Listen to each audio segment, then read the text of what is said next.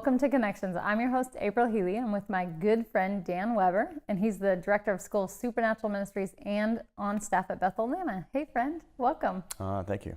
I'm glad you're here, always.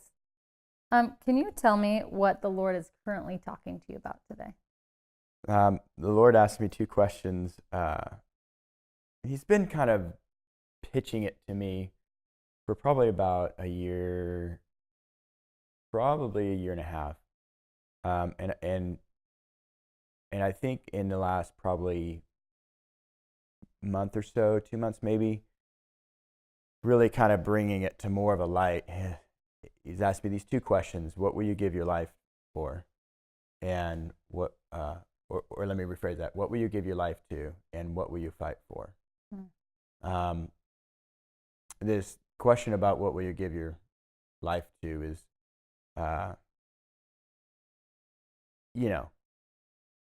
what would you give your life to? What would you give it up for? You don't really know, I don't think, until you know. Yeah. And I think that's kind of what's been happening with me. I was teaching the other night, and in the middle of the class, I literally break down, like uncontrollably. I'm literally out loud. I don't know what's happening right now. I'm just getting totally rocked, but having this moment, because what I'm talking about, we were talking about whether you're called to the church or you're called to the marketplace. And someone asked, well, how do you know if you're called to the church? And I said, I think there's something that happens where you start realizing it's something you'll give your life for. Like it's not a,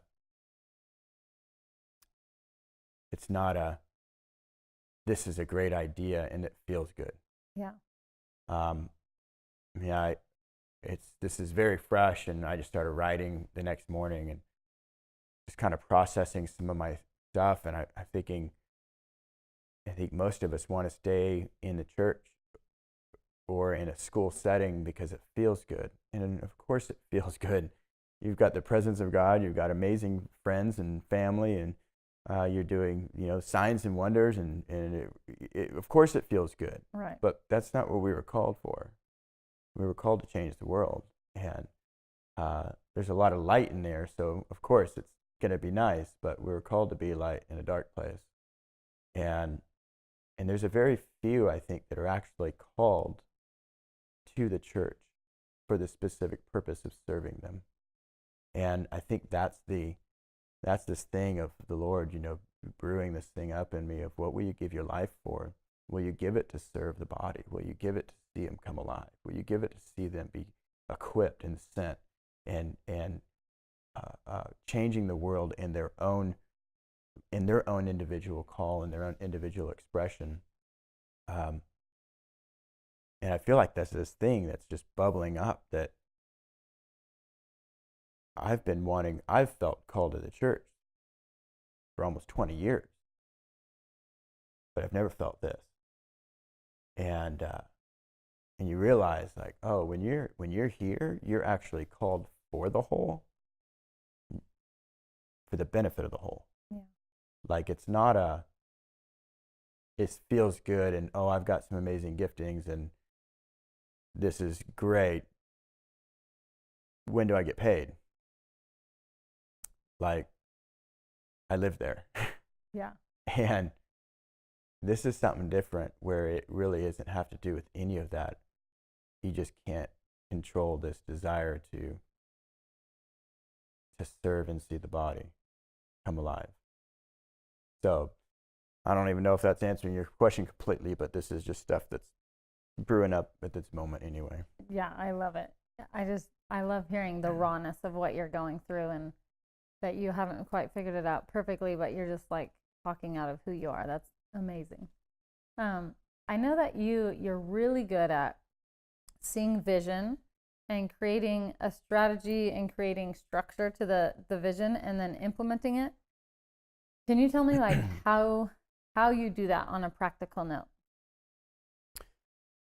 Yeah, it's one of those things when you go back to my story and realize like I shouldn't be doing most of what I'm doing because it doesn't look like I should on paper. Yeah. I remember sitting in one of my I was involved in a chamber of commerce back home, and one of our first sessions, we were doing a strategic planning session over the city and over that chamber, and 10-year vision or something we were working on, and the guy facilitating it, I remember thinking, oh, this is up my alley.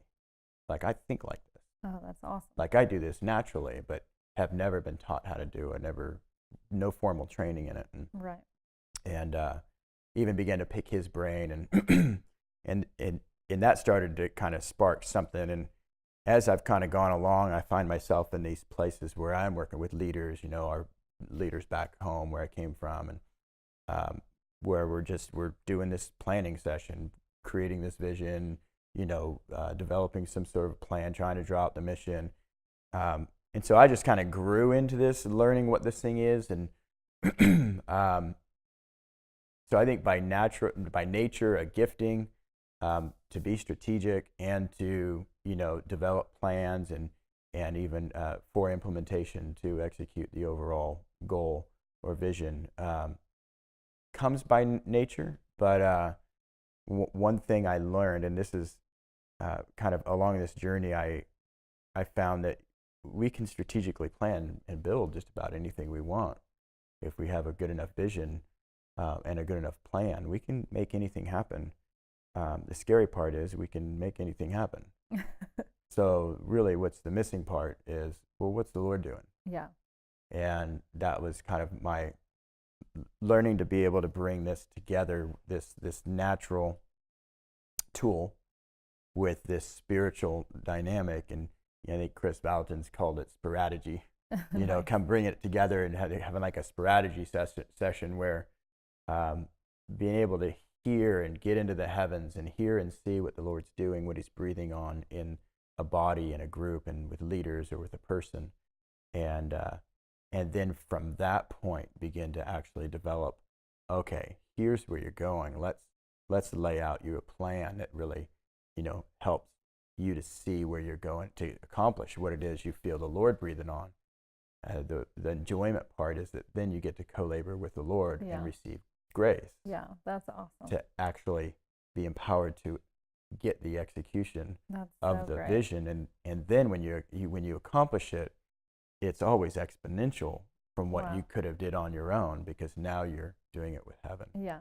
Wow. So, anyway. That's amazing, Yeah. Dan. The other thing that I love that I think you're good at is you naturally have your hands in a lot of pots, and I'm wondering, how do you feel successful when you have your hands in so many pots, and how do you keep momentum in all those? Great question. I ask myself every morning. How in the world are you feeling successful? How are you doing today? Honestly, I don't.